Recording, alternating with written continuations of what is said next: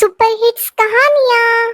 दोस्तों, आज मैं आपको एक किसान की कहानी सुनाने जा रही हूँ। ऐसा किसान जो खुद के खेत में काम नहीं करना चाहता था।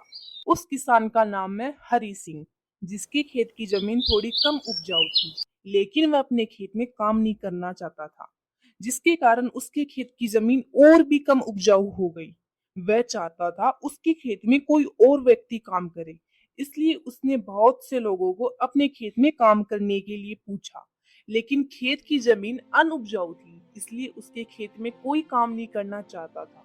जब वह अपने गांव में काफी लोगों से खेत में काम करने के लिए पूछ पूछ कर थक गया, तो उसने आसपास के गांव में पूछना शुरू किया। बहुत लोग आए और उसके खेत को देखकर वापस चले गए, लेकिन एक किसान मजदूर था जिसका नाम श्याम था। वह बहुत दुबला पतला सा था। उसने उसके खेत में काम करने के लिए हामी भरी, लेकिन साथ ही एक शर्त रखी हरी सिंह के सामने। भाई, मैं आपके खेत में काम तो कर लूंगा, लेकिन जैसे ही ठंडी हवा आएगी तो मैं सो जाऊंगा, क्योंकि मुझे ठंडी हवा बहुत पसंद है। और ठंडी हवा आने से मुझे तुरंत नींद आने लगती है। हरी सिंह को उसके खेत में कोई काम करने के लिए मजदूर नहीं मिल रहा था, इसलिए उसने श्याम की शर्त मान ली।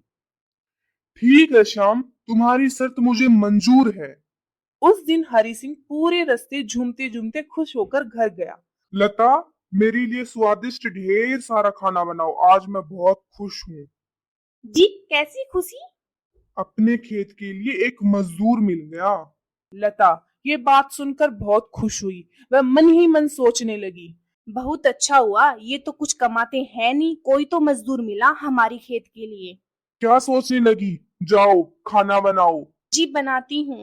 अपनी खुशी में इतना खुश हो गया वह शाम की शर्त भूल गया और चैन की नींद सो गया। और 6 महीने होने को आ गए थे। श्याम ने मन लगाकर हरि सिंह के खेत में काम किया और फसल भी खूब शानदार हुई, लेकिन कटाई से पहले बारिश की संभावना थी। हरि सिंह को शाम की शर्त याद आई और चिंता होने लगी। बारिश होगी तो उसकी फसल खराब हो जाएगी, इसलिए हरि सिंह ने शाम से विनती करी।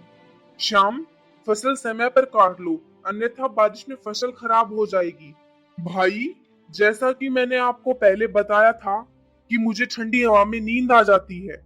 हरि सिंह को यह बात सुनकर बहुत निराशा हुई। वह कुछ नहीं कह सकता था शाम को, क्योंकि वह अपनी शर्त पहले ही बता चुका था। लेकिन 2 दिन बाद हरि सिंह जब अपने खेत में गया, तो खेत की सारी फसल कटी हुई थी और अच्छी तरह से ढककर रखी हुई थी। हरि सिंह ये देखकर अचंभित हुआ और ठंडी हवा चल रही थी, लेकिन उस समय श्याम सो रहा था। समय से अपना काम करे, काम को भाग्य के भरोसे न छोड़े, उसके बाद शाम की तरह जिंदगी का आनंद ले।